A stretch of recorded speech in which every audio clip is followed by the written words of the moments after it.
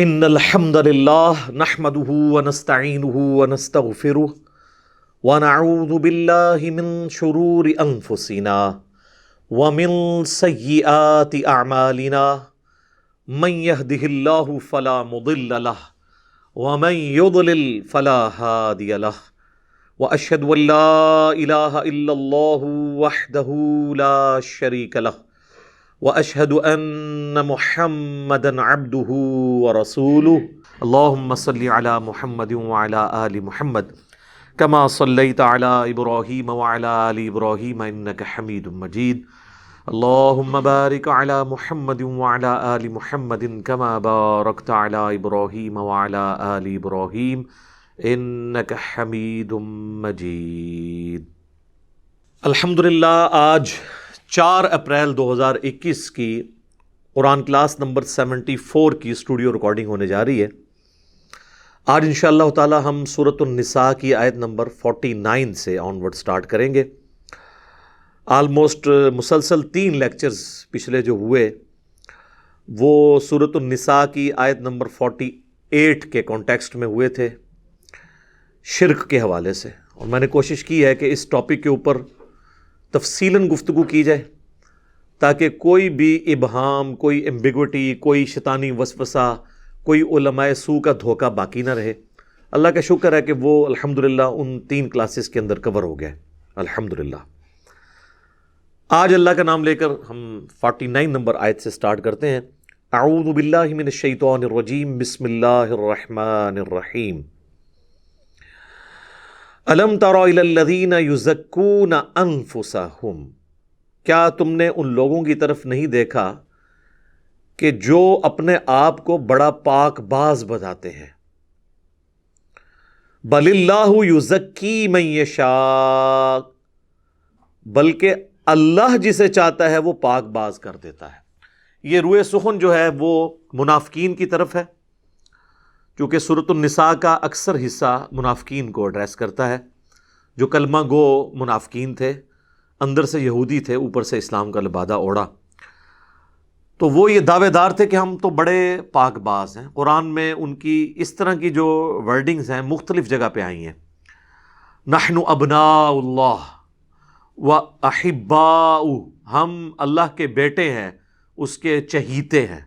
یعنی یہودیوں کو یہ زوم تھا، اور کسی حد تک بات درست تھی۔ قرآن حکیم میں 2 دفعہ ہے وَأَنِّي فَضَّلْتُكُمْ عَلَى الْعَالَمِينَ، میں نے تمہیں تمام جہان والوں پر فضیلت دی تھی، لیکن یہ اس صورت میں تھا جب وہ پیغمبروں کی روش پر چلتے، اور جب وہ نہیں چلے تو پھر ضُرِبَتْ عَلَيْهِمُ الذِّلَّةُ وَالْمَسْكَنَةُ، تو اللہ نے ذلت اور مسکنت ان کے اوپر مسلط کر دی قیامت کے دن تک کے لیے۔ اللہم لا تجعلنا منہم، اللہم ثبتنا علی القرآن، آمین۔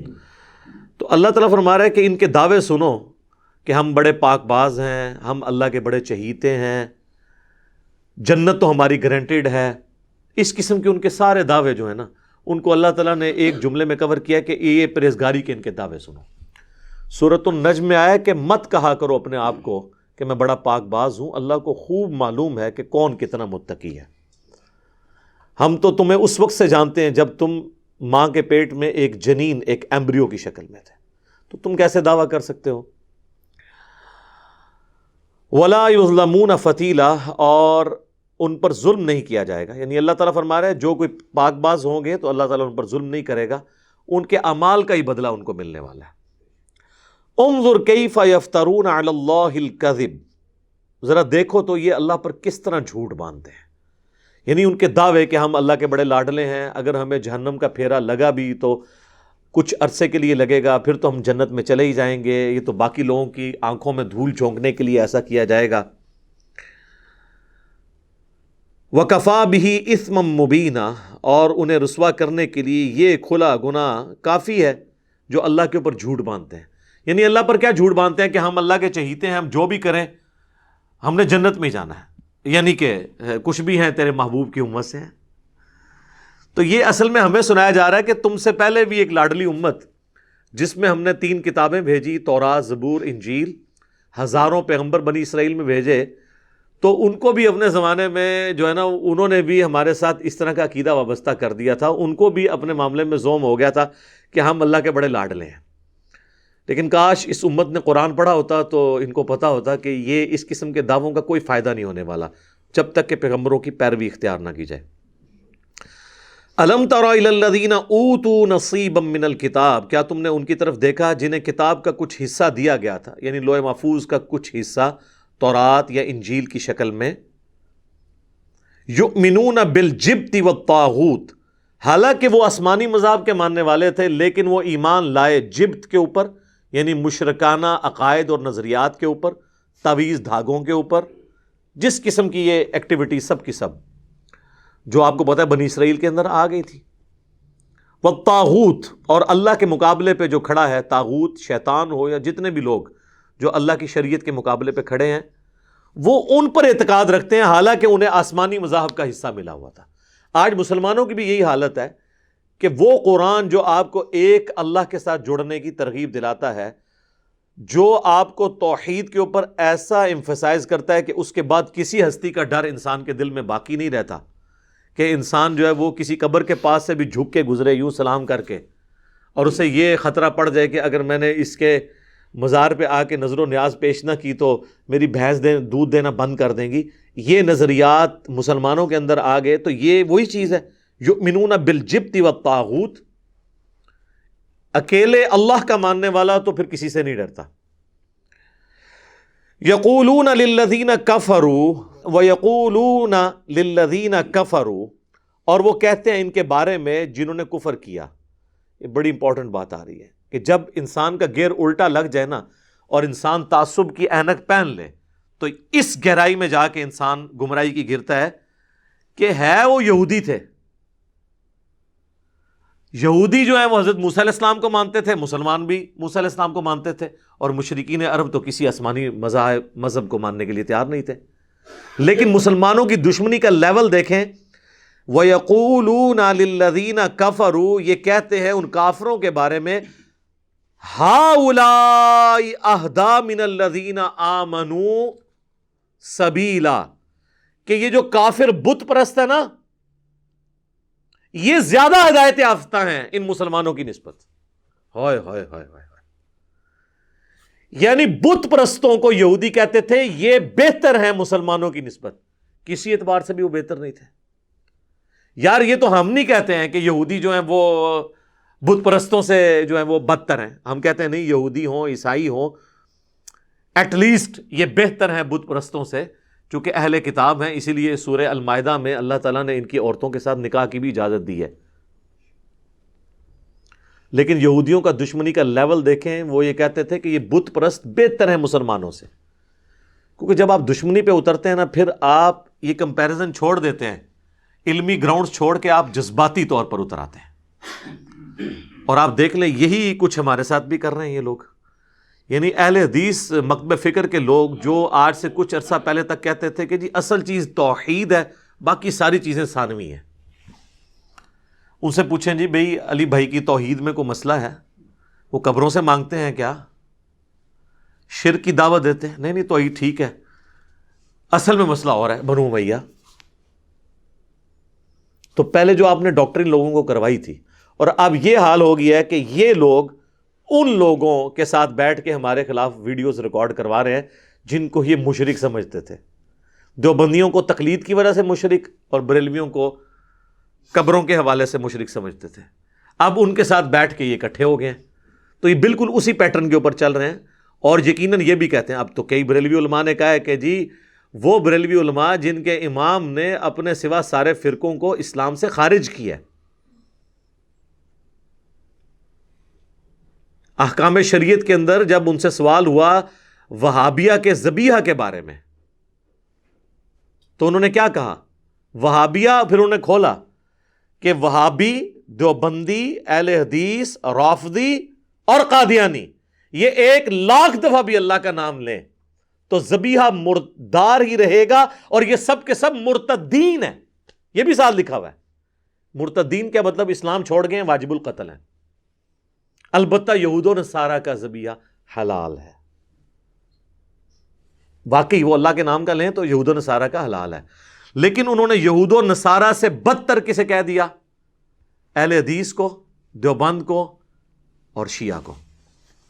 اور نہ صرف بدتر کہا بلکہ کہا کہ یہ مرتد بھی ہیں، یعنی واجب القتل۔ لیکن آج یہ سب کے سب اکٹھے ہو کے کہہ رہے ہیں کہ جی دیکھیں بریلوی تو پھر بھی کوئی فرقہ ہے، کروڑوں لوگ ہیں ماننے والے، لاکھوں مسجدیں ہیں، دیوبندی بھی کوئی فرقہ ہے، اہل حدیث بھی، اور بریلوی کہہ رہے ہیں کہ اہل حدیث بھی ہے۔ کل تک یہ کہتے تھے یہ انگریزوں کی پیداوار ہے، یہ شیطان کا سینگ ہے، آج کہہ رہے ہیں نہیں وہ بھی ایک فرقہ ہے۔ ایون شیعہ کی بھی بڑی خدمات ہے اسلام کے لیے، یہ بھی کہہ رہے ہیں ساتھ، حالانکہ رد الرافضہ میں اعلیٰ حضرت نے شیعہ کے اوپر کفر کے فتوے لگائے۔ لیکن یہ فارغ ہے، وہ بندہ جو احمد بریلوی کو اعلیٰ حضرت کہتا ہے اور احترام سے نام لیتا ہے اور ان کی اچھی چیزوں کا دفاع کرتا ہے اور بری چیزوں میں گرفت کرتا ہے، وہ گیا گزرا ہے۔ اور جو ان کو کیٹاگوریکلی شیطانی لشکر مانتے ہیں المہند میں، وہ کہتے ہیں جی ان کی خدمات ہیں۔ اور المہند پارٹی جن کو اسلام سے نکال کے گئے ہیں اعلیٰ حضرت حسام الارمین میں، وہ کہتے ہیں جی بریلویوں کی بڑی خدمات ہیں، اور وہ ان کے بزرگوں کا نام بڑے احترام سے لیتے ہیں اور کہتے ہیں جی بڑے انہوں نے اسلام کے لیے خدمات کی ہیں۔ تو سب کچھ بھول کے نا، تو یہ آیت جو ہے نا یہ بیسیکلی ثبوت ہے کہ جب کبھی بھی انبیاء کرام علیہ السلام کی سچی دعوت لوگوں کے سامنے رکھیں گے نا، تو آپ کے مخالفین پھر علمی روش کو بالائے طاق رکھیں گے، وہ جذباتی ڈاکٹرن پہ اتریں گے، اور پھر آپ کو وہ یہ کہیں گے کہ آپ تو ان سے بھی بدتر ہیں۔ حالانکہ میرا خیال ہے کہ ہمارا یہ پلیٹ فارم واحد پلیٹ فارم ہے کہ جو تمام مکاتب فکر کی اچھی چیزوں کو انڈورس کرتا ہے، تو ہونا تو چاہیے یہ ہمیں باقی سب سے بہتر سمجھیں۔ اعلیٰ حضرت کے اوپر جھوٹا الزام لگایا شیخ مکی نے، میں نے دفاع کیا، تو بریلویوں کو چاہیے تھا نا کہ یار یہ دیوبندیوں سے تو بہتر ہے، ہمارے امام کا دفاع کر رہا ہے۔ جنید جمشید کے اوپر برا وقت آیا، بریلویوں نے کیا ان پہ ظلم کیے، میں نے ان کا دفاع کیا، تو اس وقت دیوبندیوں کو تو چاہیے تھا وہ کہتے کہ یار چلو یہ بریلویوں سے بہتر ہے۔ اہل حدیث پہ جب کبھی برا وقت آتا ہے تو میں کتاب و سنت کی روشنی میں آ کے ان کا دفاع کرتا ہوں، تو ان کو تو چاہیے تھا یہ کہتے ان سے بہتر ہے۔ شیعہ کے اوپر جب کبھی تحریف قرآن کا الزام لگا، میں نے ہمیشہ دفاع کیا، نہیں وہ اسی قرآن کے ماننے والے ہیں، تو ان کو تو چاہیے تھا وہ کہتے یار یہ ان سے تو بہتر ہے، لیکن نہیں۔ حالانکہ آپس میں ایک دوسرے کی کوئی صحیح بات بھی صحیح کہنے کے لیے تیار نہیں ہے۔ تو یہ ہم کسی کے سامنے رونا نہیں رو رہے، یہ آپ کو صرف ایجوکیٹ کر رہے ہیں کہ اپنی آنکھیں کھولیں کہ قرآن پرانا نہیں ہوا۔ یہ نبی علیہ السلام کے جانثار صحابہ اور اہل بیت کے ساتھ بھی یہی ہوتا تھا۔ یہودی کہتے تھے کہ یہ جو کافر بت پرست ہے نا مسلمانوں سے تو یہ بہتر ہے۔ تو اب آپ دیکھ لیں کہ یہ کس کی روحانی اولاد ہیں، چلے شیطانی اولاد نہیں ہم کہتے، روحانی اولاد ہیں انہی لوگوں کی کہ جنہوں نے ہمارے بڑوں کو، ساڈے وڈیاں نو، انہاں دے وڈیاں نے جو کچھ کیا سی وہی کچھ سانو کہہ رہے ہیں۔ تو میں تو اس پہ کہتا ہوں سبحان اللہ، قرآن دیکھیں پرانا نہیں ہوتا، وہی ایشوز وہی پرابلمز اسی طریقے سے نئی نئی شکلیں بدل کے آ رہے ہیں۔ اور اللہ تبارک و تعالیٰ اس قرآن کی برکت سے ہر دور کے انسان تک سچائی کی بات کو پہنچا رہا ہے کہ بھئی دیکھ لو، جب کبھی حق کی آواز بلند ہوتی ہے تو اس کے مخالفین جو بہانے گھڑتے ہیں نا وہ وہی ہوتے ہیں جو پہلے ہوتے ہیں، کیونکہ بیسک ہیومن انسٹنکٹ کبھی چینج نہیں ہوگی۔ یہی وجہ ہے کہ الہامی کتابیں کبھی پرانی نہیں ہوتی ہیں۔ آپ دیکھیں کوئی بھی نظریہ اٹھے نا 100-150 سال کے بعد نیا نظریہ آ جاتا ہے، لیکن الہامی نظریات اس لیے پرانے نہیں ہوتے کہ انسان جتنی بھی ترقی کر جائے، ماں باپ تو اس کے ہوں گے، بہن بھائی تو اس کے ہوں گے، اولاد تو اس کی ہوگی، وہ ایک خاندانی سسٹم میں تو رہے گا۔ تو ان ساری چیزوں کے ساتھ ڈیل کرتا ہے ریلیجن، اس لیے ریلیجن کی تعلیمات کبھی پرانی نہیں ہوتی، کیونکہ انسان جس طرح پہلے پیدا ہوتے تھے اب بھی اسی طریقے سے ہی پیدا ہو رہے ہیں۔ ماں باپ جس طرح پہلے انسانوں کے اگلوں کے ہوتے تھے اسی طرح آج کل کے بھی ہیں۔ میاں بیوی کا آپس میں ریلیشن شپ اور پھر ساس سسر کے ساتھ بیلنس زندگی گزارنے کے ایشوز پہلے بھی تھے، آج بھی موجود ہیں۔ ان کے آپس میں ایشوز اور اولاد کے ساتھ کیا تعلق رکھنا ہے، سیکس ڈسپلن کیا ہے، یہ پہلے بھی تھا آج بھی ہے۔ مال کا فتنہ پہلے بھی تھا آج بھی ہے، سٹیٹس کا فتنہ پہلے بھی تھا اور آج بھی ہے۔ اس لیے الہامی کتابیں کبھی پرانی نہیں ہوتی۔ اب اللہ کی طرف سے ذرا فتویٰ سنیں ایسے لوگوں کے بارے میں جو حق کی روش کی بجائے ضد کے اوپر بات کرتے ہیں۔ بڑا گاڑا فتویٰ آ رہا ہے، اولئک الذین لعنہم اللہ، یہ ہے اصل میں وہ لوگ جن پہ اللہ کی لعنت ہو گئی ہے۔ ومن یلعن اللہ، اور جس پہ اللہ ہی لعنت بھیج دے، فلن تجد لہ نصیرا، پھر ہرگز تم اس کا مددگار کسی کو نہیں پاؤ گے۔ اچھا، لعنت باز یہ غیر مسلم اسلام پہ اعتراض کرتے ہیں، یہ جگہ جگہ اللہ لعنتیں بھیجتا ہے، وہ کہتے ہیں یہ مسلمانوں کا خدا جو ہے نا یہ قرض کرتا ہے، گالی دیتا ہے۔ لعنت گالی نہیں ہے، لعنت عربی زبان میں کہتے ہیں رحمت سے دوری۔ لعنت کا مطلب کیا؟ اللہ کی رحمت سے دوری۔ یہ گالی نہیں ہے، بلکہ یہ ایک سوفسٹیکیٹڈ ورڈ ہے۔ اللہ کی رحمت سے جو لوگ محروم کر دیے جائیں گے، جو دور کر دیے جائیں گے، اس کے لیے لفظ استعمال ہوتا ہے ان پہ اللہ کی لعنت ہوئی ہے، یعنی وہ اللہ جس کی رحمت ہر چیز کو گھرے ہوئے ہے اور جس نے اپنے اوپر رحمت لازم کر لی ہے، اس کے باوجود چند بد نصیب ایسے ہیں جو اس کی اس رحمت سے بھی محروم ہو جائیں گے۔ اللہم لا تجعلنا منہم، اللہم انا نسألک من فضلک ورحمتک، آمین۔ ام لہم نصیب من الملک، کیا ان کے لیے کوئی حصہ حکومت میں ہے؟ فَإِذَا لَا يُؤْتُونَ النَّاسَ نَقِيرًا، اور اگر ایسا ہوتا تو یہ کسی کو ایک تل کے برابر بھی چیز نہ دیتے۔ یعنی اللہ تعالیٰ فرما رہا ہے کہ ان کی دنیا کی محبت خصوصاً یہودیوں کی اس لیول پہ ہے کہ اگر اللہ کے خزانوں کے یہ مالک ہوتے تو ایک تل بھی کسی کو نہ دیتے۔ آج بھی دیکھ لیں ان کی لالچ اپنے عروج پہ ہے، پوری دنیا کی اکانومی کو انہوں نے اپنے کنٹرول میں کیا ہوا ہے۔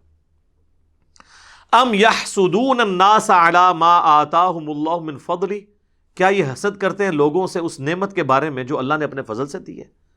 یعنی یہ حاسد ہو گئے تھے کہ بنو اسماعیل جن کو ہم کل تک کہتے تھے امی، ان پڑھ، جاہل، اور اللہ نے پیغمبر آخر الزماں صلی اللہ علیہ وآلہ وسلم کو ان میں مبعوث کیا، اور یہ تو علماء کی فیملی تھی پوری۔ کہتے ہیں یہ نسلاً لڑی چونے علماء تھی، تو یہودی واقعی وہ علماء دی اور انبیاء دی لڑی چوسن، انہی کی لڑی میں سے تھے۔ اللہ تعالیٰ نے ان کو چنا ہی نہیں، اور اللہ تعالیٰ نے پیغمبری کے لیے حضرت اسماعیل علیہ السلام کی اولاد کو منتخب کیا جن میں کوئی پیغمبر نہیں آیا تھا سوائے حضرت اسماعیل کے، تو یہ حسد کرتے تھے۔ تو اللہ تعالیٰ نے اس کا جواب بڑا پھکی والا دیا ہے، فَقَدْ آتَيْنَا آلَ إِبْرَاهِيمَ الْكِتَابَ وَالْحِكْمَةَ، تو بے شک اللہ تعالیٰ نے تو آل ابراہیم کو کتاب اور حکمت عطا فرمائی تھی، یعنی آل ابراہیم کو اللہ نے چنا تھا نا۔ تو آل ابراہیم تو تم خود بھی مانتے ہو کہ بنو اسماعیل اور بنو اسرائیل دونوں آل ابراہیم ہیں، تو اگر آج پیغمبر بنو اسماعیل میں آ گئے تو اس میں پریشانی والی کون سی بات ہے؟ ابراہیم کا بچہ وہ نہیں ہے اسماعیل دوسرا، تو تم بھی ابراہیمی دین کے ماننے والے ہو نا۔ آج بھی آپ تورات کا ذرا پہلا چیپٹر کھولیں نا، پیدائش، جو انجیل مقدس ملتی ہے انارکلی اردو بازار لاہور کی، فری بھی، اس کا PDF بھی رکھا ہے، پیدائش والا چیپٹر پڑھیں تو وہاں پہ وہ پورا واقعہ لکھا ہے جو حضرت اسماعیل علیہ السلام کی والدہ ہاجر کو، ہاجرہ لفظ غلط ہے، یہ ہاجر لفظ ہے، مکہ شریف میں حضرت ابراہیم علیہ السلام چھوڑ گئے تھے اور وہاں اسماعیل کی پیدائش ہوئی۔ تو یہ تو تورات میں لکھا ہوا ہے کہ حضرت ابراہیم علیہ السلام کے 2 بیٹے تھے، اسماعیل اور اسحاق، اور اسحاق کا لقب تھا اسرائیل جس کا مطلب ہے اللہ کا بندہ، اور ان کے پھر 12 بیٹے تھے۔ بنی اسرائیل کے سارے انبیاء اس میں سے ہوئے، لیکن ایک پیغمبر یعنی ہمارے محبوب صلی اللہ علیہ وآلہ وسلم کو اللہ نے بنو اسماعیل میں کیا، لیکن ہے تو ابراہیمی تھے نا۔ ہم اپنے دین کو کیا کہتے ہیں؟ دین ابراہیمی۔ ہم جب قربانی کرتے ہیں بڑی عید پہ تو کیا کہتے ہیں؟ سنت ابراہیمی۔ ہم سنت محمدی تو نہیں اسے کہتے، سنت ابراہیمی کہتے ہیں۔ ہمارا دین دین ابراہیمی ہے۔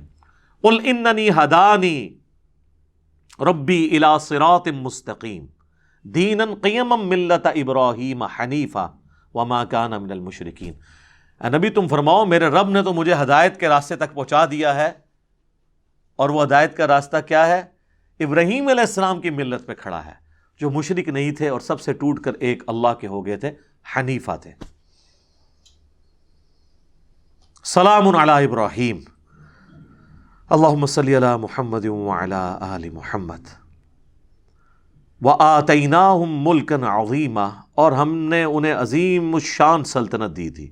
اچھا، حضرت ابراہیم کو تو کوئی سلطنت نہیں ملی، مراد یہ کہ ان کی اولاد میں، بنو اسرائیل کو اللہ نے حکومت نہیں دی تھی کیا؟ جن میں حضرت سلیمان علیہ السلام جیسے اتنے بڑے پیغمبر جن کی اتنی بڑی حکومت تھی، حضرت داؤد علیہ السلام، تو وہ آل ابراہیم ہی تھے۔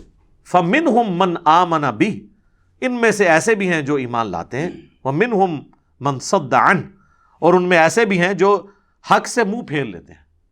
یعنی صرف ابراہیم کی اولاد ہونا گارنٹی نہیں ہے اس بات کی کہ آپ جنت میں چلے جائیں گے یا آپ راہ حق پہ ہیں، جب تک کہ ابراہیم علیہ السلام کی دعوت کو قبول نہیں کریں گے۔ وَكَفَى بِجَهَنَّمَ سَعِيرًا، اور ایسے لوگوں کے لیے پھر جہنم کافی ہوگا۔ اللہم اجرنا من النار، یعنی یہ جو آپ کہتے ہیں نا جو کچھ بھی ہیں ابراہیم کی اولاد سے ہیں، جو کچھ بھی ہیں تیرے محبوب کی امت سے ہیں، اللہ نے کہہ دیا ہے اس کا انجام یہ ہونا ہے کہ جہنم میں جلو گے اگر ان کی تعلیمات پر عمل نہ کیا۔ آج کل کے لوگوں کا تو نہیں پتا کہ کون خالص ابراہیمی ہے اولاد میں اور کون خالص سید ہے اولاد میں۔ یہ تو خالص لوگ تھے نا جن کو اللہ بھی مان رہا ہے کہ ہاں تم ابراہیم کی اولاد ہو، اور حضور علیہ السلام کے مبارک زمانے میں اور اللہ ان کو بھی کہہ رہا ہے کہ اگرچہ تم ابراہیم کی اولاد میں سے ہو لیکن جہنم میں جاؤ گے کیونکہ تم نے ابراہیم کی تعلیمات پر عمل نہیں کیا۔ ما کان ابراہیم یہودیا ولا نصرانیا، ابراہیم تو نہ یہودی تھے نہ نصرانی تھے، ولکن کان حنیفا مسلما وما کان من المشرکین، بلکہ وہ تو سر تسلیم خم کرنے والے تھے اللہ کے حضور، سب سے ٹوٹ کر ایک اللہ کے ہو گئے تھے اور وہ مشرک نہیں تھے۔ ان الذین کفروا بآیاتنا، بے شک وہ لوگ جنہوں نے ہماری آیات کے ساتھ کفر کیا، سوف نصلیہم نارا، ان قریب ہم انہیں ڈالیں گے جہنم میں، کلما نضجت جلودہم بدلناہم جلودا غیرہا، جب کبھی بھی ان کی کھالیں جو ہیں وہ جل جائیں گی تو ہم ان کی کھالیں ختم کر کے ان کو نئی کھالیں دے دیں گے، لیذوقوا العذاب، تاکہ وہ عذاب کا مزہ چکھتے رہیں۔ اللہم لا تجعلنا منہم، یعنی یہ کتنا غصے کا اظہار ہے اللہ کی طرف سے کہ جب دوزخ میں انہیں جلایا جائے گا اور ان کی کھال جب پگھل جائے گی نا تو ہم انہیں نئی کھال دیں گے تاکہ دوبارہ سے اس تکلیف سے وہ بار بار گزریں۔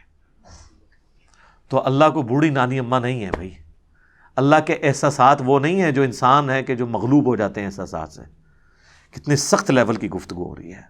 اللہ ماں سے بڑھ کر محبت کرنے والا ان لوگوں کے لیے جو تابع فرمان ہے، مجرمین کے لیے یہ ہے کہ کھال اتر جائے گی نئی کھال دوں گا تاکہ پھر دوبارہ سے پھر زیرو سے کام سٹارٹ ہو جائے۔ یہی وہ آیت ہے جس کے اوپر ایک بہت بڑے سائنٹسٹ تھے جو مسلمان ہوئے، جب انہوں نے یہ ڈسکور کیا کہ جو یہ انسان آگ کے جلنے سے جو تکلیف محسوس کرتا ہے اس کے جو ریسیپٹرز ہیں وہ کھال کے اندر پائے جاتے ہیں۔ اس سے پہلے کانسیپٹ تھا حرام مغز کے پوائنٹ آف ویو سے صرف، لیکن یہ کھال کے اندر بھی ایسے ریسیپٹرز موجود ہیں۔ تو انہوں نے کہا یہ قرآن پاک کی یہ آیت میں اس زمانے میں یہ بات کرنا تو اس کے سوا اس کا کوئی سلوشن نہیں کہ اس کا سورس ڈیوائن ہے۔ ان اللہ کان عزیزا حکیما، بے شک اللہ تعالیٰ غالب ہے حکمت والا ہے۔ غالب اتنا ہے کہ دنیا میں بھی عذاب دے سکتا ہے، حکمت یہ ہے کہ ڈھیل دیتا رہتا ہے، شاید اس کی طرف لوگ پلٹ آئیں۔ والذین آمنوا وعملوا الصالحات، سائملٹینیس کنٹراسٹ آ رہا ہے، وہ لوگ جو ایمان لے آئے اور انہوں نے نیک اعمال کیے، سندخلہم جنات تجری، ان قریب ہم انہیں داخل کریں گے ایسے باغات میں، تجری من تحتها الانہار، جن کے نیچے نہریں بہتی ہوں گی، خالدین فیہا ابدا، وہ رہیں گے اس میں ہمیشہ ہمیش، لہم فیہا ازواج مطہرہ، وہاں ان کے لیے پاکیزہ بیویاں ہوں گی، یعنی دنیا والی بیویاں بھی مل جائیں گی اور اس کے علاوہ بھی جن کو دنیا میں نہیں ملی ہیں آخرت میں تو ملیں گی انشاءاللہ تعالی۔ وَنُدْخِلُهُمْ ظِلًّا ظَلِيلًا، اور ہم انہیں داخل کریں گے ایسے گھنے دار درختوں میں جن کے سائے بہت گھنے ہوں گے۔ وہ تو صحیح بخاری میں آتا ہے کہ ایسے درخت بھی ہیں کہ 100 سال تک ایک گھوڑ سوار اس میں ٹریول کرتا رہے اس کے سائے سے باہر نہیں نکلے گا۔ ایڈا وڈا درخت، سر ایک درخت کی گل ہو رہی ہے۔ اللہ اکبر۔ اللہم انا نسألک جنت الفردوس مع النبیین والصدیقین والشہداء والصالحین، آمین۔ اب میرے بھائیو آیت نمبر 58 اور 59 یہ بہت کریٹیکل آیات ہیں، ان کے اوپر ڈیٹیل گفتگو ہو سکتی ہے۔ ان کو ڈسکس کرنے سے پہلے جنت کے حوالے سے میں اکثر آیات سے ویسے ہی گزر جاتا ہوں، اس لیے کہ اب اس پہ لادہ سے اگر ڈسکشن کی جائے تو بہت ٹائم چاہیے۔ جنت کی لالچ رکھنا یہ ایمان کا حصہ ہے۔ اللہ نے اہل ایمان کی نشانی سورہ سجدہ میں بتائی ہے کہ وہ اللہ سے طمع اور خوف دونوں رکھتے ہیں، لالچ رکھتے ہیں جنت کی اور خوف رکھتے ہیں جہنم سے بچنے کا۔ اس والے سے اگر آپ نے احادیث پڑھنی ہونا تو صحیح مسلم میں جو آخری جلد میں جا کر کتاب الجنہ چیپٹر آتا ہے، جنت کی نعمتوں کا بیان، وہ آپ پڑھیں. اور اس سے بھی بہتر ہے مشکات المصابی کی تیسری جلد میں ایک جنت کے اوپر چیپٹر ہے جس میں آلموسٹ مسلم شریف کی وہ ساری حدیثیں کور ہیں. اس کے علاوہ بھی بخاری، ترمذی، ابو داؤد سے بھی جنت کی صفات کیا ہیں، وہ ساری نعمتیں. اور خصوصاً جتنے کنوارے ہیں نا، ان سے میں ریکویسٹ کروں گا اگر ان کی شادی نہیں ہو رہی تو وہ پڑھیں اور آخرت کی تیاری کریں. یہاں سے تو کئی کنوارے مر بھی گئے ہیں جوانی کے اندر بھی، لیکن آخرت میں کہیں نہ رہ جائیں. یہاں کسی کو عورت مل بھی جائے تو ویسے جنہوں نے ملی ہے نا اتنے سوکھے نہیں ہوتی زندگی، شادی تو پہلے ہی اچھی لگ رہی ہوتی ہے، لیکن آخرت کی جو آپ کی کامیابی ہے نا وہ آپ سے کوئی نہیں چھین سکتا. اور وہاں کی جو عورتیں ہیں نا سر، وہ آپ کو تنگ نہیں کریں گی، اس لیے ان کی نیت کریں. اچھا اب آ جائیں آیت نمبر جو 58 ہے. ان اللہ یأمرکم، بے شک اللہ تعالیٰ تمہیں حکم دیتا ہے، ان تؤدوا الامانات الی اہلھا، کہ جو امانتیں ہیں نا ان کے اہل لوگوں کے سپرد کرو. اس کے دو معنی ہو سکتے ہیں، ایک تو جس سے امانت لی ہے اس میں خیانت نہ کرو، اس کی امانت اس کو واپس کرو. ایک یہ ہے کہ جس کی جو پوسٹ ہے نا، جو اس کے لیے ڈیزرونگ بندہ ہے، اس کے حوالے وہ امانت کرو. یعنی حکمران ایسا ہو جو حکمران بننے کا اہل ہے، اس کے حوالے وہ امانت کرو. ایک بندہ پیشے کے اعتبار سے سائنٹسٹ یا انجینئر ہے ہی نہیں ہے اور آپ اسے وفاقی وزیر بنا دیں سائنس اور ٹیکنالوجی کا، تو یہ غلط ہے. وہ اس کا اہل نہیں ہے، اس کے حوالے وہ چیز نہیں ہونی چاہیے. تو جو اہل لوگ ہیں، یعنی جو کریکٹر والے لوگ بھی ہوں، ان کی وہ فیلڈ بھی ہو، ان کے حوالے وہ چیزیں کی جائیں. یہ اللہ تعالیٰ کا حکم ہے. وَإِذَا حَكَمْتُمْ بَيْنَ النَّاسِ، اور جب تم فیصلہ کرنے لگو لوگوں کے درمیان، أَن تَحْكُمُوا بِالْعَدْلِ، تو فیصلہ کرو انصاف کے ساتھ. یعنی پہلا سٹیپ یہ ہے کہ امانت آپ نے صحیح بندے کے سپرد کی، چاہے وہ چیف جسٹس کوئی بن گیا ہے، خواہ وہ پولیس کا کوئی آفیسر ہے، آرمی چیف ہے، پرائم منسٹر ہے، ڈیزرونگ بندہ ہو. اس کے بعد جب وہ پوسٹ پہ بیٹھ جائے تو وہ پھر پورے انصاف کے ساتھ کرے.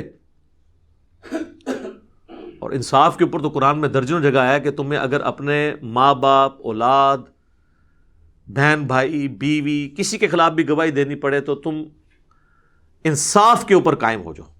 اور اللہ کی یہ صفت ہے، اولو العلم قائما بالقسط، ان اللہ نعم ما یعظکم بہ، بے شک یہ بہت اچھی بات ہے جس کی اللہ تعالیٰ تمہیں نصیحت کرتا ہے. یعنی انصاف پسند ہونے کی، ٹروتھ لور ہونے کی. اسی کو انگلش میں کہتے ہیں ٹروتھ لور.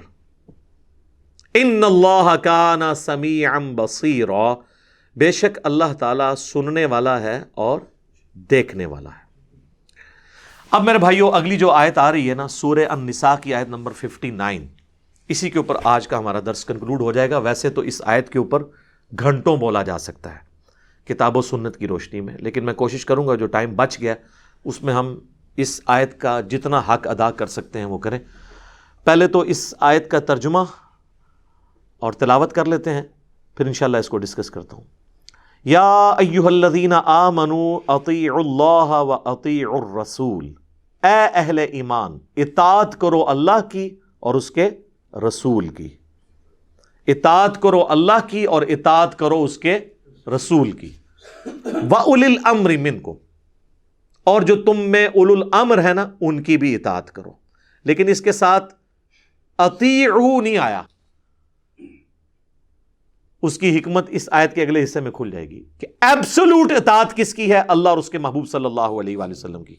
اور آج کی ڈیٹ میں اللہ اور اس کے رسول سے مراد کیا ہے؟ قرآن اور صحیح الاسناد احادیث، کتاب و سنت.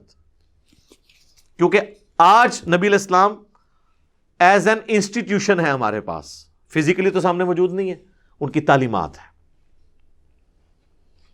حکمران کی بھی کرنی اطاعت، لیکن وہ غیر مشروط نہیں ہوگی، مشروط ہے اللہ اور اس کے رسول کے ساتھ، کیونکہ ساتھ ہی ذکر آیا فَإِن تَنَازَعْتُمْ فِي شَيْءٍ فَرُدُّوهُ إِلَى اللَّهِ وَالرَّسُولِ، اگر تمہارا تنازع کھڑا ہو جائے تو اپنے اس معاملے کو پلٹاؤ اللہ اور اس کے رسول کی جانب. یعنی حکمران سے یا اولو الامر سے جو تمہارا اختلاف ہوتا ہے وہ تم نے پھر فیصلہ کروانا ہے اللہ اور اس کے رسول سے. تو ظاہر ہے اللہ رسول سے کیا مطلب؟ کتاب و سنت سے. ان کنتم تؤمنون باللہ، اگر تم واقعی اللہ پر ایمان رکھتے ہو نا تو پھر تمہاری روش یہ ہوگی کہ تمہارے لیے فائنل اتھارٹی اللہ اور اس کے رسول ہوں گے عز و جل و صلی اللہ علیہ وآلہ وسلم والیوم الآخر، اور آخرت پر ایمان رکھتے ہو، یعنی accountability of the day of judgement کا اگر تمہیں خوف ہوگا نا، پھر یہ تم کتاب و سنت سے فیصلہ کراؤ گے، ورنہ کیا کہو گے؟ مفتی صاحب نے فرما دیا، بزرگوں نے فرما دیا، ذالک خیر، اسی میں تمہاری خیریت ہے، وَأَحْسَنُ تَأْوِيلًا، اور اسی کا انجام اچھا ہونے والا ہے۔ کس کا؟ کہ اگر جب کبھی جھگڑا ہو تو اللہ اور اس کے رسول سے فیصلہ کرنا ہے۔ یہ ہے وہ آیت جس میں صراحتاً اللہ کے محبوب صلی اللہ علیہ وآلہ وسلم کو ہمارا امام ڈکلیئر کیا گیا، لیکن افسوس اس آیت کو انہوں نے لوگوں کے بنائے ہوئے اماموں کی اندھی تقلید کس بورڈ میں پیش کرنا شروع کر دیا، آدھی آیت پڑھ پڑھ کے، کہ جی قرآن میں ہے اطیعوا اللہ و اطیعوا الرسول و اولی الامر منکم، او اگے بھی پڑھو نا، فَإِن تَنَازَعْتُمْ فِي شَيْءٍ فَرُدُّوهُ إِلَى اللَّهِ وَالرَّسُولِ۔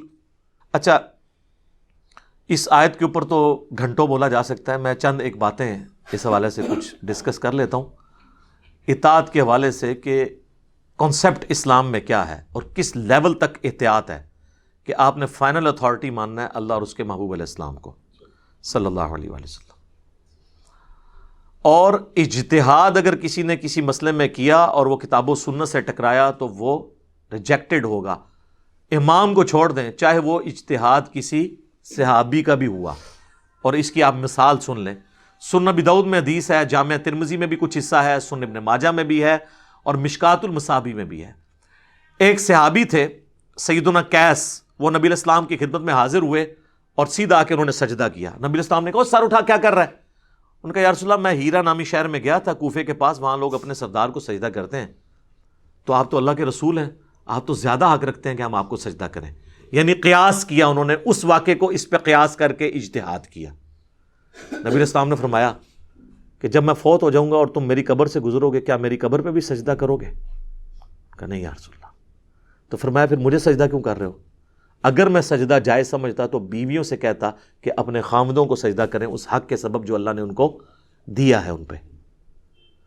تو یہاں پہ ایک صحابی کا اجتہاد بھی نبی علیہ السلام نے ریجیکٹ کر دیا، کیونکہ کتاب و سنت کے خلاف تھا۔ وہ ٹھیک ہے کہ ترتیب یہی ہے، منہج اہل سنت کا یہی ہے جو سنن نسائی میں موجود ہے اور المصنف ابن ابی شیبہ میں تفصیل کے ساتھ ہے، کہ قاضی شریح جو چیف جسٹس تھے کوفہ کے، ان کو خط لکھا سیدنا عمر نے، اور اس خط میں لکھا کہ دیکھو جب کبھی کوئی مسئلہ پیش ہو تو سب سے پہلے کتاب اللہ میں اسے تلاش کرنا، اگر کتاب اللہ میں نہ پاؤ تو پھر سنت رسول میں اسے دیکھنا صلی اللہ علیہ وآلہ وسلم، اس میں بھی نہ پاؤ تو پھر امت کا اجماع دیکھنا کیا ہے، اور اس میں بھی نہ پاؤ تو پھر اجتہاد کر لینا، لیکن اگر نہ کرو تو تمہارے حق میں بہتر ہے، خام خواہ فرضی مسئلے بنا کے اجتہاد نہ کرنا شروع کر دینا۔ یہی ترتیب ہے، کتاب اللہ، سنت، اجماع اور اجتہاد۔ اور یہ اکثر مسئلے جو آپ کو اجتہاد کے اوپر لے کے جا کے یہ بتا رہے ہوتے ہیں، وہ اجتہادی مسئلے نہیں ہوتے ہیں، وہ اجماع امت سے ہوتے ہیں۔ مثلا بھینس حلال ہے کہ حرام، وہ کہتے ہیں امام حنیفہ نے بتایا تھا، تو امام حنیفہ سے جو پہلے کے 150 سال کے مسلمان تھے وہ بھینس کو حرام سمجھتے تھے کیا؟ نہیں، بھینس تو اجماع امت سے حلال ہے، اس کے اوپر میری پوری ویڈیو آپ دیکھ لیں۔ تو یہ اکثر مسئلے جو کہتے ہیں نا اجتہادن نہیں ہوتے، وہ اجماعی مسئلے ہیں، جو المستدرک للحاکم میں حدیث ہے، المعجم الکبیر طبرانی کے اندر موجود ہے۔ نبی علیہ السلام نے فرمایا کہ میری امت کبھی بھی گمراہی پر جمع نہیں ہوگی، یعنی پوری امت جمع نہیں ہوگی، کوئی نہ کوئی حصہ مخالفت کر دے گا، اور جہاں پہ پوری امت جمع ہو جائے گی تو جماعت پہ اللہ کا ہاتھ ہے۔ تو یہ اجماع کی حجیت کے اوپر یہ حدیث دلیل ہے، اور اس کو سپورٹو سورہ نساء کی آیت نمبر 115 بھی ہے کہ جو سبیل المؤمنین ہے اس کا راستہ اختیار کرنا ہے، مومنین کے راستے کا، اور جو اس سے ہٹے گا پھر اللہ تعالیٰ اس کا رخ اسی طرف موڑ دے گا جس گمراہی کی طرف وہ جائے گا۔ امام شافعی رحمہ اللہ نے اس آیت کو اجماع کی حجیت پہ دلیل مانا ہے، اور امت نے ان کی اس بات کو ایکسیپٹ کیا۔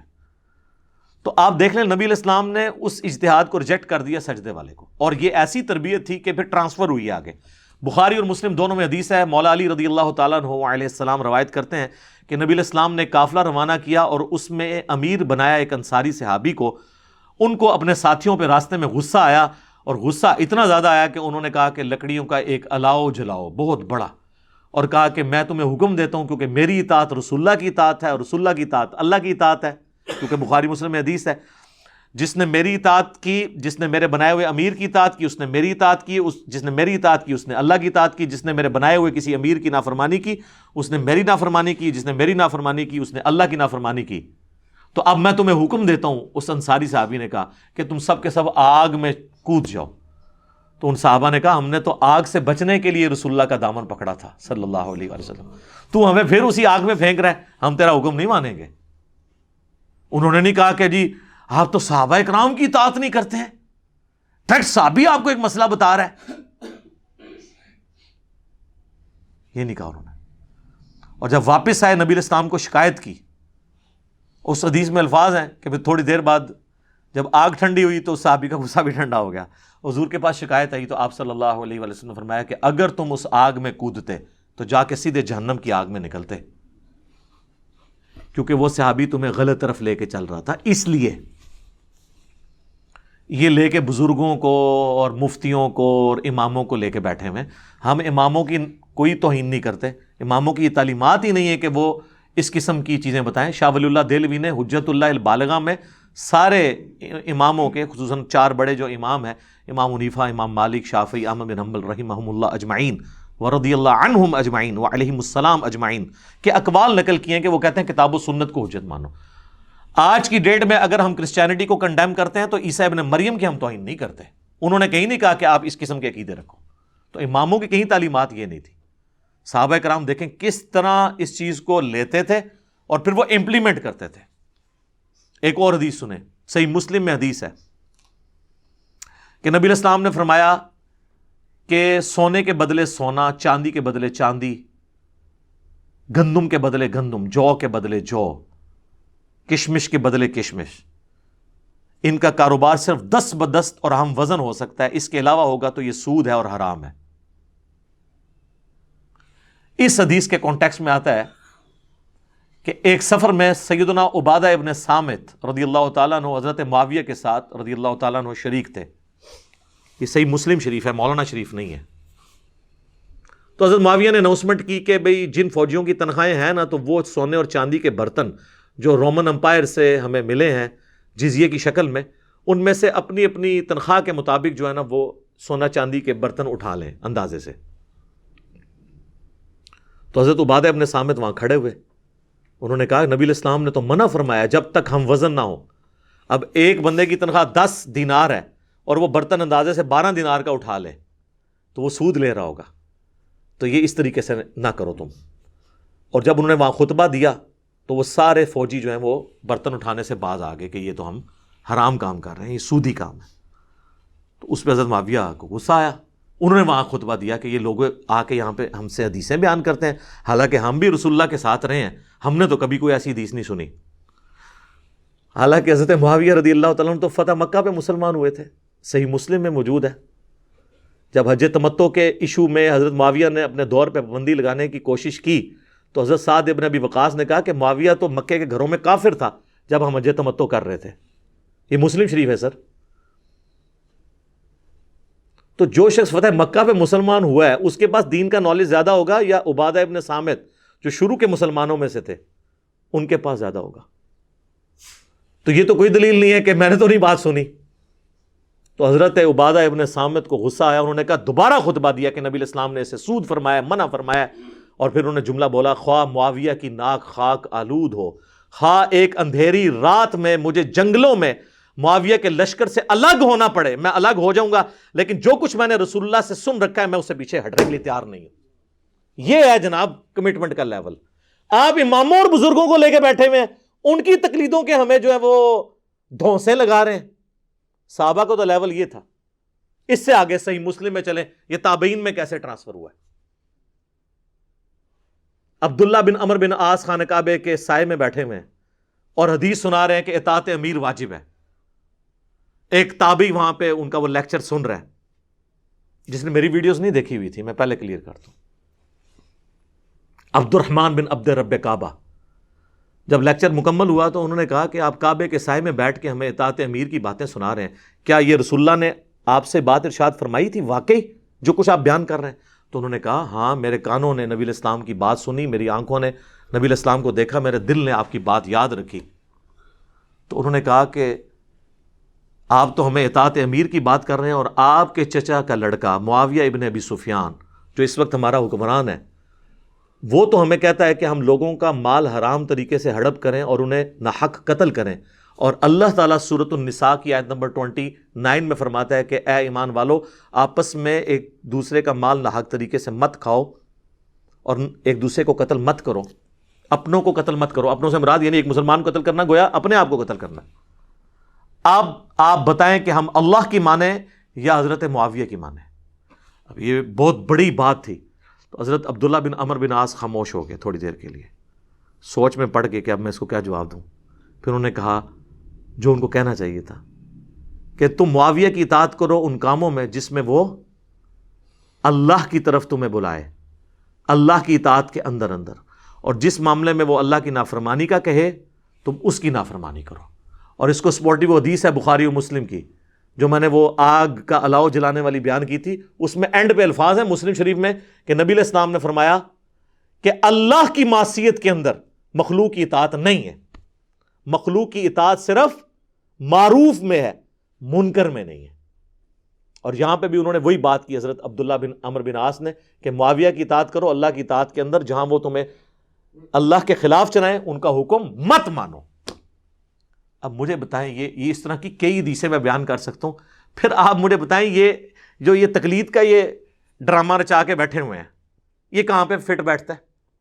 ایک اور حدیث ہے جی صحیح بخاری اور صحیح مسلم میں، متفق علیہ حدیث ہے، اور مزے کی بات ہے یہ ایک بنو امیہ کے خدمت گزار نے بیان کی ہے، مروان بن حکم نے، اور بیان کس سے کر رہا ہے؟ امام زین العابدین سے، سیدنا علی بن حسین بن علی سے۔ وہ کہتا ہے کہ جی میں اس مجلس میں موجود تھا جہاں پہ سیدنا عثمان اور سیدنا علی کا اختلاف ہو گیا حج تمتع کے مسئلے میں۔ ہائے ہائے ہائے۔ اور وہ مروان کے الفاظ ہیں کہ جب حضرت علی نے دیکھا کہ حضرت عثمان مسلسل اپنے اس موقف پہ قائم ہے کہ وہ حج تمتع پہ پابندی لگا رہے ہیں، تو سیدنا علی نے ان کو پہلے تو سمجھایا کہ یہ سنت قیامت تک کے لیے حضور نے جاری کی ہے۔ بخاری مسلم میں حدیث ہے کہ قیامت تک کے لیے حج اور عمرہ یوں داخل ہو گئے، حضور نے انگلیاں یوں داخل کی کہ اب یہ علیحدہ نہیں ہو سکتے، مشرکین عرب کی رسم رسول اللہ نے توڑ دی صلی اللہ علیہ وآلہ وسلم۔ تو مروان کہتا ہے کہ میں اس مجلس میں موجود تھا جب حضرت علی نے دیکھا کہ حضرت عثمان اپنی بات سے پیچھے نہیں ہٹ رہے، تو انہوں نے کہا کہ میں کسی شخص کے کہنے پہ رسول اللہ کی سنت نہیں چھوڑ سکتا، خواہ آپ ہی کیوں نہ ہو۔ اور پھر انہوں نے کہا کہ میں حج اور عمرہ اکٹھا کرنے کی نیت کرتا ہوں۔ یہ حدیث بھی بخاری و مسلم کی اس بات کا ثبوت ہے کہ خلیفہ راشد سے بھی اختلاف ہو سکتا ہے، سنت کو آپ نے پرائرٹی دینی ہے۔ حج تمتع کا عمل سیدنا علی نے جاری فرمایا اس حوالے سے، اور اس کو سپورٹیو وہ حدیث بھی ہے جو جامعہ ترمذی میں ہے، جب اہل شام میں سے ایک شخص آ کے بنو امیہ پارٹی کا پوچھتا ہے، پہلے آ کے وہ سوال پوچھتا ہے عبداللہ بن عمر سے کہ حج تمتع سنت ہے کہ جائز ہے یا ناجائز؟ انہوں نے کہا جائز، ناجائز یہ تو سنت ہے۔ تو ان کا آپ کے والد تو اسے منع کرتے تھے، تو انہوں نے سیدھا جواب دیا کہ بھلا بتاؤ اگر کسی کام کو نبی علیہ السلام جاری فرمائیں اور میرے والد اس سے روکیں تو میرے والد کی بات مانی جائے گی یا اللہ کے نبی کی؟ اس نے کہا اللہ کے نبی۔ تو انہوں نے کہا پھر نبی علیہ السلام نے حج تمتع کیا ہے، اس کو سنت کے طور پہ جاری کیا ہے۔ تو یہ الحمدللہ واقعات، اس طرح کے درجنوں واقعات ہیں، لیکن یہ وہ لوگ جانتے ہیں ان واقعات کو جو احادیث پڑھتے ہیں، جو درس نظامی کے 8 سال میں 7 سال تک بزرگ بابوں کی فقہ پڑھتے رہتے ہیں، ان کو بیچاروں کو کیا پتا کہ کتاب و سنت کے اندر کیا موجود ہے۔ تو ہم تو صرف عرض ہی کر سکتے ہیں۔ ایک اور حدیث سنیں، بخاری مسلم دونوں میں حدیث ہے، حضرت حسان بن ثابت مسجد میں اشعار پڑھ رہے تھے نعتیہ، حضرت عمر وہاں سے گزرے، خلیفۃ المسلمین ہیں، انہوں نے یوں کر کے دیکھا، انہوں نے کہا، حسان نے کہا اے عمر اس طرح نہ مجھے دیکھ، تجھ سے بہتر شخصیت مسجد میں بیٹھی ہوتی تھی، میں انہیں بھی اشعار سناتا تھا نعتیہ۔ تو حضرت عمر نے بھی آگے سے نہیں کہا کہ میری اطاعت تو واجب ہے، علیکم بسنتی وسنت الخلفاء الراشدین المہدیین، نہیں، ان کو پتا تھا فَإِن تَنَازَعْتُمْ فِي شَيْءٍ فَرُدُّوهُ إِلَى اللَّهِ وَالرَّسُولِ، خواہ خلیفہ راشد ہی کیوں نہ ہو۔ انہوں نے کہا گواہ پیش کرو، ان کا یہ ابو ہریرہ بیٹھے ہیں۔ تو حضرت ابو ہریرہ نے کہا اے امیر المومنین، واقعی نبی صلی اللہ علیہ وآلہ وسلم حضرت حسان سے نعت سنتے تھے، اور وہ نعتی اشعار مسلم شریف میں اوپر تلے کئی احادیث میں موجود ہیں، بلکہ بخاری مسلم میں حدیث ہے اور اس میں بھی وہ الفاظ موجود ہیں۔ حضرت ابو ہریرہ کہتے ہیں کہ حضرت حسان کے لیے تو حضور نے دعا کی تھی، اے اللہ روح قدس کے ذریعے ان کی مدد فرما، جس طرح عیسیٰ ابن مریم کی مدد کی تھی تو نے، تو ان کے لیے تو دعا ہے۔ تو حضرت عمر وہاں سے خاموش ہو کے چلے گئے۔ اچھا، اس سے یہ بھی پتہ چلا کہ حضرت عمر خلیفۃ المسلمین ہونے کے باوجود ان کو یہ حدیث نہیں پتہ تھی، یہ جو آپ کہتے ہیں نا اتنے بڑے مفتی صاحب کو کچھ نہیں پتا، اتنے بڑے بزرگ امام کو نہیں پتا، حضرت عمر سے بڑا کون سا مفتی ہے اور امام ہے؟ حضرت عمر کو بھی نہیں پتا تھا کہ نعت سننا سنت ہے نا؟ یہ بھی گل وچوں نکلتی ہے. ہاں جی. اور اس قسم کے کئی ایک واقعات ہیں، بخاری مسلم دونوں میں حدیث ہے. حضرت ابو ہریرہ جو سب سے زیادہ حدیثوں کے راوی ہیں، وہ نبی علیہ السلام کی وفات کے بعد 30 سال تک یہ فتویٰ دیتے تھے کہ جو جنوبی ہے جب تک غسل نہ اتار لے روزہ نہیں رکھ سکتا. اما عائشہ تک جب بات پہنچی تو اما عائشہ نے کہا کہ خدا ابو ہریرہ پر رحم کرے، نبی علیہ السلام جنوبی ہوتے تھے احتلام کی وجہ سے نہیں، یعنی انہوں نے شرم کے مارے کہا کہ اپنی بیویوں کی صحبت کی وجہ سے. مراد یہ کہ ان کو یہ پتہ بھی ہوتا تھا کہ میں جنوبی ہوں، اس کے باوجود وہ ختم سحری کے بعد غسل اتار لیا کرتے تھے، فجر کا وقت داخل ہونے کے بعد. حالانکہ یہ تو بندہ پلان بھی کر سکتا ہے کہ یار میرے پہ غسل فرض ہے، میں چلو رات کو ہی کر کے سو جاؤں. تو حضرت عائشہ نے اس کے لیے کیا لفظ استعمال کیا؟ بغیر احتلام کے جب جنوبی ہوتے تھے تو بھی ایسے کر لیتے تھے. جب حضرت ابو ہریرہ تک بات پہنچی تو انہوں نے کہا یہ میرا ذاتی فتویٰ تھا، مجھے اس حدیث کا نہیں پتا تھا، تو میں اب رجوع کرتا ہوں. تو اگر حضرت ابو ہریرہ جو سب سے زیادہ حدیثوں کے راوی ہیں ان تک حدیث نہیں پہنچی ہوئی ہے، تو امام حنیفہ، امام شافعی، امام احمد بن حنبل، امام مالک کے نام کے اوپر آپ لوگ ان کو بدنام کرنے کے لیے آپ نے ایک تقلید کے نام کے اوپر ایک مصیبت کھڑی کر دی. میرا ایک مسئلہ نمبر 197 ہے اماموں کی گستاخی کا فتویٰ، میرے پہ انہوں نے لگایا تھا، میں نے اس میں کئی ایک مثالیں اور پیش کی ہیں. اور آپ کو یہ بھی کہتے ہوئے نظر آئیں گے کہ جی وہ سعودیہ والے ہمارے حنبلی بھائی ہیں. یہ جو آیت میں نے پڑھی نا فَإِن تَنَازَعْتُمْ فِي شَيْءٍ فَرُدُّوهُ إِلَى اللَّهِ وَالرَّسُولِ، سورہ نساء آیت نمبر 59، اس کے کانٹیکسٹ میں سعودیہ والے جو مفت قرآن دیتے ہیں نا، جس کی پروف ریڈنگ ان کے علماء نے بھی کی ہوئی ہے، شروع میں انہوں نے اسے انڈورس کیا ہے.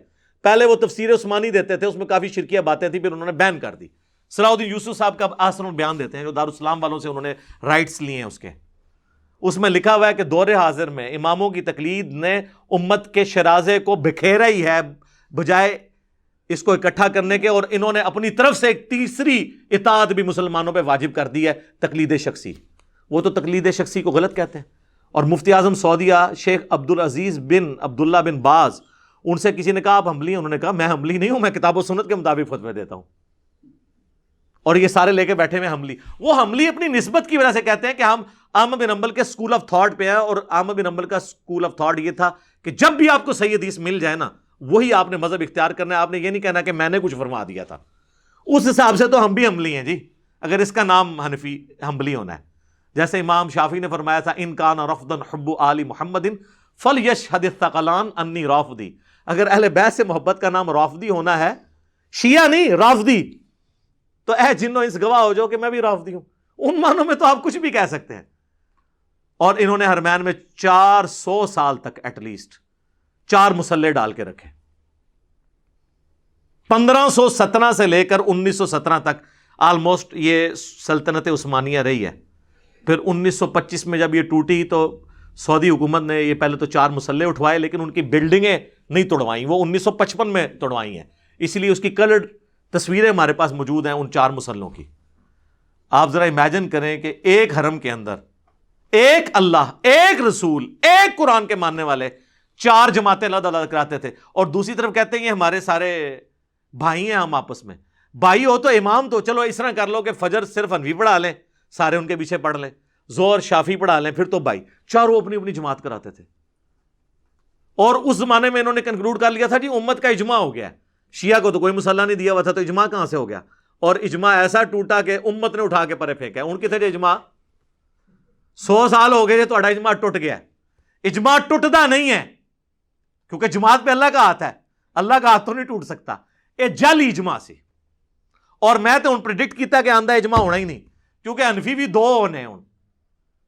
ہاں، حنفی بریلوی اور حنفی دیوبندی.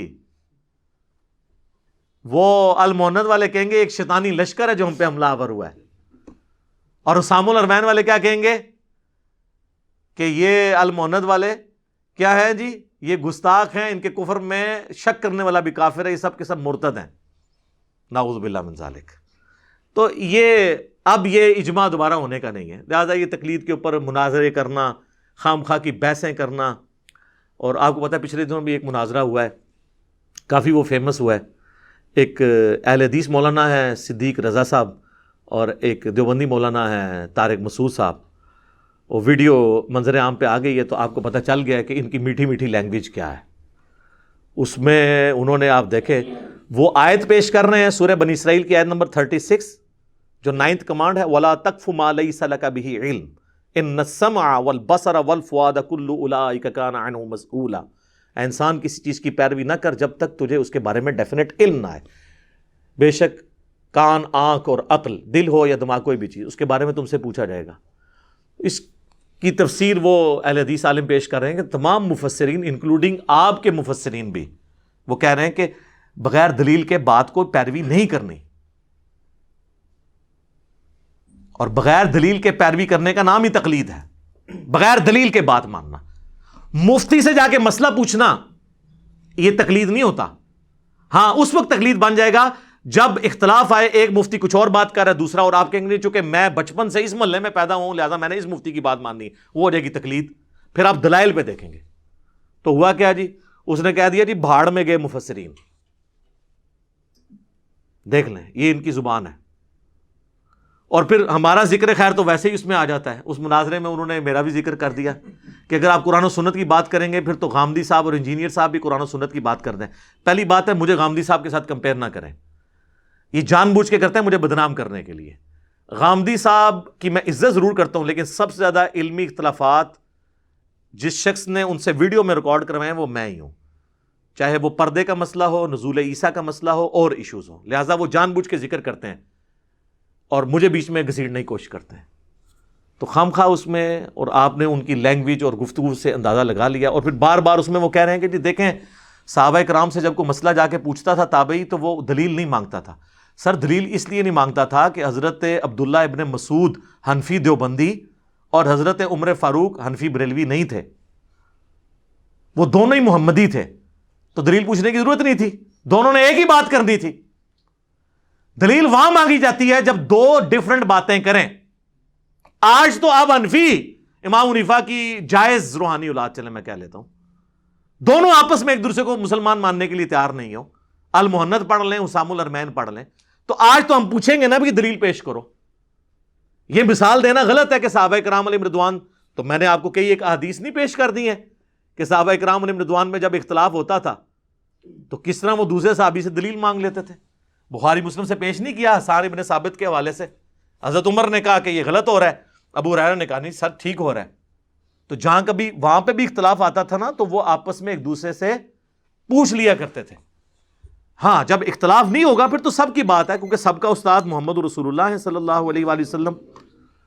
لہٰذا آج کے دور میں یہ بات کرنا کہ صحابہ کرام سے کوئی دلیل نہیں مانگتا تھا، دلیل مانگی جاتی تھی. سر یہ جتنی میں نے آپ کو احادیث بیان کی ہیں جس میں انہوں نے صراحتاً ان کے ساتھیوں نے ان کی مخالفت کی ہے، وہ اسی لیے کی ہے تاکہ یہ پتہ چلے کہ قرآن و سنت کو ماننا ہے آپ نے، نہ کہ آپ نے اندھی تقلید کرنی ہے. لہٰذا یہ تقلید کے حوالے سے جتنی ڈسکشن ہے بالکل ہی فضول ہو رہی ہوتی ہیں. جو ایک بات کو پکڑ کے گھسیٹتے ہیں، وہ اصل مسئلہ یہ ہے کہ صحابہ کی مثال دینا غلط ہے. صحابہ کرام رضوان کے زمانے میں دونوں طرف ایک طرح کی رائے ہوتی تھی. ہاں جہاں کئی اختلافی بات ہوتی تھی وہاں پہ بالکل پھر حدیثیں بیان ہوتی تھی. تو وہ میں اسی پہ کنکلوڈ کر دیتا ہوں، ویسے تو ہزاروں باتیں کرنے والی. صحیح بخاری میں حدیث ہے کہ جب جنگ جمل کا موقع آیا تو حضرت علی نے حضرت عمار ابن یاسر اور حسن ابن علی کو بھیجا کوفے میں تاکہ لوگوں کو تیار کیا جائے باغیوں کے خلاف. اور یہ پولیٹیکل باغی، دین سے باغی نہیں، پولیٹیکل ٹرم میں جو امام وقت کے خلاف کھڑے ہوئے، حضرت طلحہ، زبیر اور سیدہ عائشہ رضی اللہ عنہم اجمعین وعلیہم السلام اجمعین. تو صحیح بخاری میں حضرت عمار کا خطبہ ہے، اور قربان جائیں امام بخاری نے حضرت عائشہ کی فضیلت میں ہی خطبہ لیا ہوا ہے. آپ حضرت عائشہ رضی اللہ تعالیٰ عنہا کی فضیلت بھی بغیر اہل بیت کے ذکر کے بیان ہی نہیں کر سکتے. تو حضرت عمار نے کیا کہا کہ اے لوگو، اللہ نے تمہیں آزمایا ہے. اس میں الفاظ ہے کہ حسن ابن علی کو انہوں نے اوپر کی سیڑھی پہ بٹھایا اور خود نچلی سیڑھی پہ. اے لوگو، تمہیں اللہ نے آزمایا ہے. ایک طرف دنیا اور آخرت میں تمہارے نبی کی بیوی ہیں عائشہ، مرتبہ نہیں کم ہونے دیا. آخرت میں بھی بیوی ہوں گی، جنتی عورت جو بصرہ سے روانہ ہو چکی ہیں، اور دوسری طرف علی ابن ابی طالب ہیں. اللہ اب دیکھے گا کہ تم اللہ کی اطاعت کرتے ہو یا عائشہ کی. اللہ کی اطاعت کہاں سے آئی؟ اطیعوا اللہ و اطیعوا الرسول و اولی الامر منکم. سیدنا علی کی اطاعت اللہ کی اطاعت تھی. تو سر یہ بیان کریں نا اولو الامر کے اوپر کس نے فٹ کیا. تو جہاں صحابہ میں بھی اختلاف آیا نا وہاں پہ پھر دوسرے صحابہ نے کلیریفائی کیا ہے کہ بھئی اب یہاں پہ دونوں ٹھیک نہیں ہیں. اور جس کو اس وقت نکلی ہوا بعد میں آج کی ڈیٹ میں تو ہو چکا ہے. صحیح بخاری اور مسلم کی متفق علیہ حدیث, اور بخاری میں تو زبردست الفاظ ہیں 2812. عمار کو ایک باغی جماعت قتل کرے گی, عمار انہیں اللہ اور جنت کی طرف بلائے گا, وہ جماعت ان کو آگ اور جہنم کی طرف بلا رہی ہوگی. تو بعد میں تو کلیئر ہو گیا کہ حضرت علی کی پارٹی جنت کی پارٹی اور مخالفین جہنمی نہیں, جہنم کی طرف بلانے والا عمل تھا ان کا, کیونکہ وہ اولو الامر منکم کے تحت انہوں نے خلیفہ وقت کی مخالفت کی تھی. اللہ تعالیٰ جانے اور ان کا معاملہ جانے. لیکن یہ اب چونکہ علمی ڈسکشن ہو رہی ہے, اس کو کوئی جذباتی ڈسکشن میں نہ لے جائے. کافی ساری باتیں اور بھی مجھے کرنی تھی, لیکن میں نے کوشش کی ہے کہ آپ تک تقلید کے حوالے سے یہ چیز پہنچا دوں کہ تقلید یہ نہیں ہے کہ آپ نے اندھا بننا ہے. اور آخری بات, آندھا سے ان کو کہا کریں کہ 90% غیر مقلد تو یہ لوگ بھی ہیں, کیونکہ بریلوی اور دیوبندی دونوں کہتے ہیں کہ عقائد میں تقلید نہیں ہوگی, اور وہ کہتے ہیں عقائد میں تقلید حرام ہے, صرف اجتہادی مسائل میں ہوگی. یار جب عقیدے دلائل سے لے رہے ہو تو اجتہادی مسائل تو ویسے ہی چھوٹے ہیں, اور آج کے تو اجتہادی مسائل آپ کو تقی عثمانی صاحب بتا رہے ہیں اور مفتی منیب الرحمان صاحب, کیونکہ امام حنیفہ کو تو پتہ ہی نہیں تھا انتقال خون کا مسئلہ, پوسٹ مارٹم کا مسئلہ, اعضاء کی پیوند کاری کا مسئلہ, کتبین پہ نماز کا مسئلہ, کینگرو کا مسئلہ, وہ تو میں نے بتایا. تو کیا اب ہم آج کل کے لوگوں کے مقلد ہیں؟ نہیں. اجتہاد اسلام کی خوبصورتی ہے, قیامت تک یہ دروازہ کھلا رہے گا. فکس چیز کیا ہے, کتاب اللہ سنت یا اجماع. تو اس سے آپ یہ سمجھ لیں کہ یہ جو بحثیں کر رہے ہوتے ہیں ان کو یہ سمجھ نہیں ہے کہ اصل مسئلہ کیا ہے. جب عقیدوں میں آپ نہیں تقلید کر رہے ہیں تو اجتہادی مسائل تو چھوٹی چیز ہے, خدا کے لیے اس کے اوپر آپ لوگوں کے ساتھ نہ لڑا کریں. اور پھر ایسے ایسے واقعات سناتے ہیں, وہ کہتے ہیں جی پھر یہ کیا ہوا, ایک بندے کا خون نکلیا اور وہ اس وقت وہ شافی بن کے وضو بچا لے, اور پھر بیوی کو ہاتھ لگ جائے تو پھر حنفی بن کے, اور بھائی دونوں کیس میں محمدی بنے. بخاری مسلم میں حدیث ہے, اما عائشہ کہتی ہیں کہ حجرہ تنگ تھا, نبی علیہ السلام نوافل رات کے پڑھ رہے ہوتے تھے, میں سامنے لیٹی ہوتی تھی, سجدے میں جب جانے لگتے تھے میرے پاؤں کو ٹو دیتے تھے, میں پاؤں سمیٹ لیتی تھی. اس حدیث سے رزلٹ نکلا کہ عورت کو ہاتھ لگانے سے وضو نہیں ٹوٹتا. اور ابو داؤد میں حدیث ہے کہ ایک صحابی کو نبی علیہ السلام نے پیرے پر مقرر کیا, ہائے ہائے ہائے, انہوں نے قرآن کی سورت شروع کی اور کافروں نے تیر چلانے شروع کیے, اور وہ پڑھتے رہے یہاں تک کہ انہوں نے سورت مکمل کی, کافی زخمی ہو گئے, تیر لگے اتنے زیادہ, پورے کپڑے خون آلود ہو گئے. تو نبی علیہ السلام تک بعد میں بات پہنچی. دوسرے صاحب نے کہا آپ نے ہمیں جگا لینا تھا, اور نماز مختصر. انہوں نے کہا میں نے سورت شروع کی تھی, میں نے سوچا اس کو مکمل ہی کروں. ٹھیک ہے, تو یہ فضائل اعمال میں واقعہ لکھا ہے شیخ زکریا کاندلوی نے, اور اس سے انہوں نے نماز کی کمٹمنٹ صحابہ کی بتائی ہے. پھر انہیں فکر پڑ گئی اس میں تو خون نکلنے سے وضو بھی نہیں ٹوٹ رہا, فوراً اپنی فقہ حنفی کی فکر پڑ گئی. تو انہوں نے کہا کہ خون نکلنے سے جو وضو ٹوٹنے کا مسئلہ ہے نا, اس میں امام شافعی کے نزدیک وضو نہیں ٹوٹتا. ہو سکتا ہے کہ وہ صحابی بھی اسی مذہب پر ہوں. ہاں جی, جب اب یہ بات کرتے ہیں نا, وہ کہتے ہیں جی وہ اصل میں مذہب دونوں کا ایک کا مطلب یہ نہیں کہ انہوں نے صحابی کو شافعی کہا ہے. ہمیں بھی پتہ ہے, ہم خام خانی مذاق اڑائیں گے, لیکن ہم کہتے ہیں آپ کی مت کیسی ماری جاتی ہے کہ آپ ذکر اس طرح کر رہے ہو کہ ایک عام بندے کو کیا میسج آ رہا ہے کہ وہ صحابی بھی اسی مذہب پہ ہوں. کہنا چاہیے تھا کہ شافعی بھی اسی مذہب پر تھے. اس جملے کو اگر آپ سیدھا کر دینا تو آپ کا مذاق اڑانا چھوڑ دیں گے. لوگ کہتے ہیں جی آپ مذاق اڑا رہے ہیں, مذاق اس لیے اڑاتے ہیں کہ آپ نے اس کو لے کے چلے. تو جو لوگ صحابہ کرام کو شافعی مذہب بتا دیں, سر دونوں کیس میں آپ حنفی اور شافعی سے بلند ہو کر محمدی بنے. ٹھیک ہے جی. عورت کو ہاتھ لگانے کے مسئلے میں وضو نہ ٹوٹنے کا ایشو میں امام حنیفہ کا موقف درست ہے, اور خون نکلنے سے وضو نہ ٹوٹنے کے مسئلے میں امام شافعی کا موقف درست ہے. لہذا موجے ماریں, کہتے ہیں مرضی کا دین لیں گے. مرضی کا دین نہیں, اللہ کے نبی کا دین جو آسمانوں سے نازل ہوا ہے. اور ہم آپ سے ریکویسٹ کرتے ہیں کہ مرنے سے پہلے اے مسلمان کر لے اس پہ غور. کتابوں کا خدا اور ہے, بابوں کا خدا اور, یعنی جن کا تعارف کتابوں سے ہوا وہ اللہ اور ہے, اور جو آپ کو بابے تعارف کرواتے ہیں نا وہ آسمانی مذہب جو ہے اس میں وہ والا تعارف نہیں ہے اللہ کا. ٹھیک ہے, تو بس یہی عرض کرنا تھا. اللہ تعالیٰ سے دعا ہے جو حق بات میں نے کہی اللہ تعالیٰ ہمارے دلوں میں راسخ فرمائے.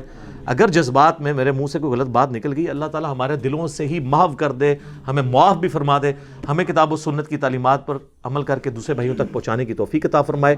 سبحانک اللہم و بحمدک اشہد ان لا الہ الا انت استغفرک و اتوب الیک وما علینا الا البلاغ المبین. جزاکم اللہ خیرا.